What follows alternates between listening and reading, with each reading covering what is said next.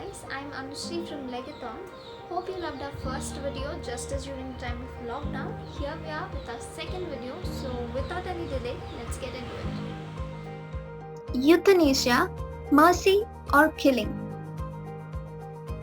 To quote Greek philosopher Socrates, death may be the greatest of all human blessings. Ultimately, what a human craves for is to die without pain.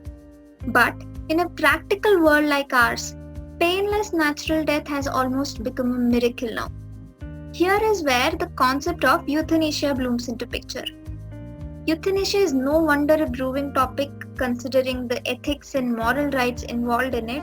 Therefore, every person starting from a school kid has a take on this topic.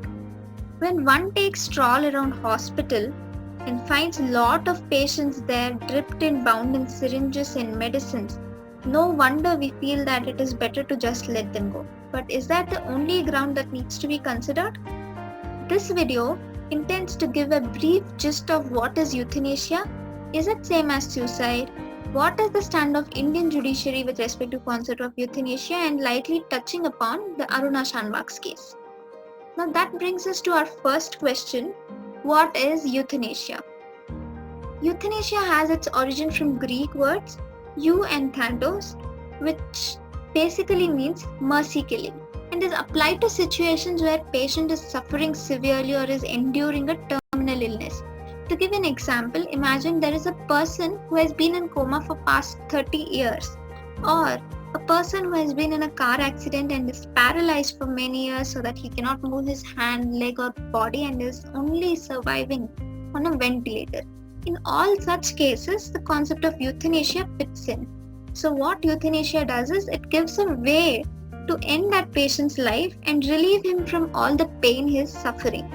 So I hope this slide gave you a brief gist of what euthanasia is. Having this basic understanding, let's move on to our next concept and see whether suicide is same as that of euthanasia. Now, we have to understand one thing, that suicide and euthanasia have a thin line of difference between them. In suicide, a man tries to voluntarily kill him for whatever reasons be it, whereas in euthanasia, the reason behind is always mercy. Mercy being in order to relieve the person from painful suffering.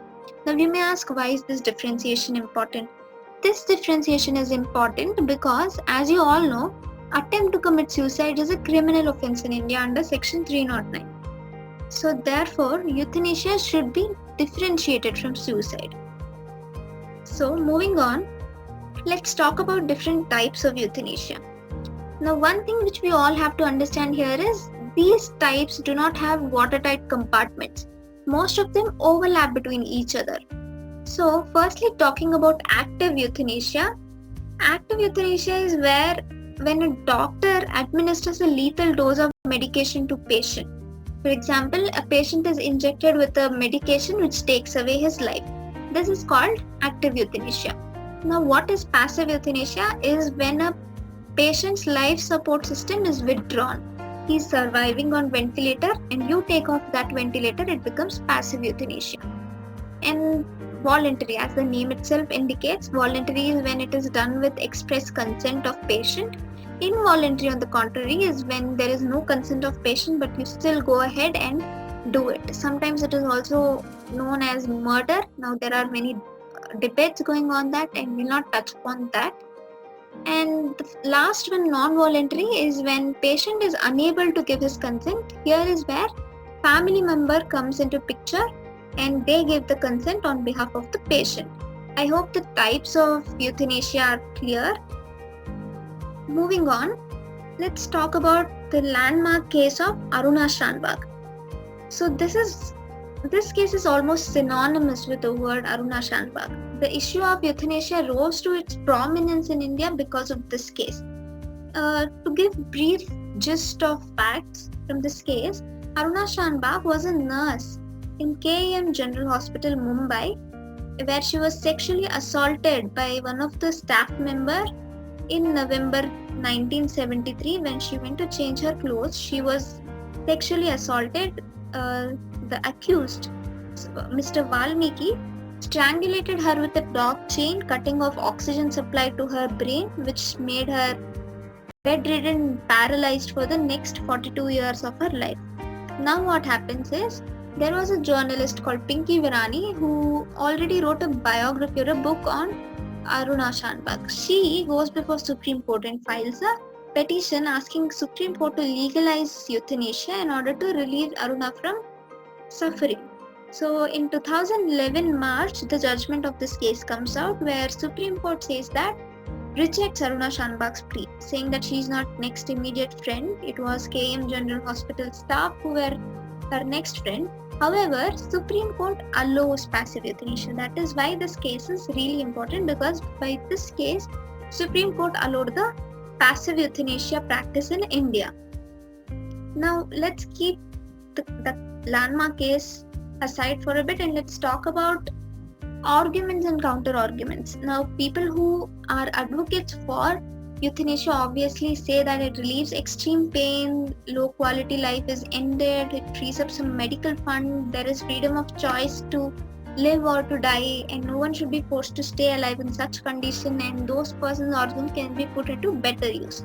Now, if we have to talk against, or the people who are against euthanasia, they say that it deals with the very sanctity of human life, it amounts to murder because it is only God who gives life and only He can take it away.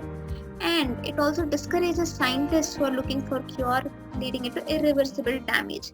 Now, why this argument is in picture? Because there is a case where a patient named Jan who wakes up from coma from after almost like 20 years. So these are some basic for and against arguments in respect to euthanasia. Now let's see the stand of Indian judiciary with respect to euthanasia. Now we all just know Aruna Shanbag's case, which judgment was out by 2011. However, we should know that this concept was in India way before that. In 2005, when an NGO called Common Cause files a petition seeking Supreme Court to allow passive euthanasia by allowing terminally ill person to make a living will. Now, what is living will? Living will is a document by the sick patient who writes about how or what should be his course of treatment when he is unable to give his informed consent in the later stage. Now, that is living will. So, Common Cause files a petition in 2005. This continues to 2006, where Supreme Court asked Delhi Medical Association's opinion. Also in the same year, Law Commission suggests a draft bill.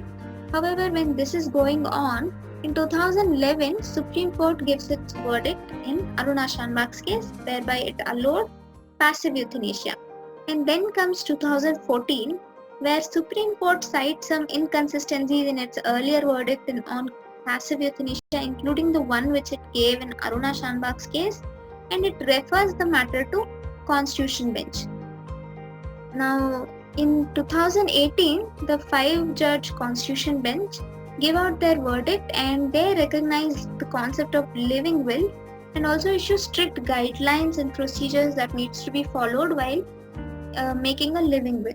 So as of today, the stand of Indian judiciary with respect to concept of euthanasia is passive euthanasia is allowed in India, active euthanasia is still not allowed in India.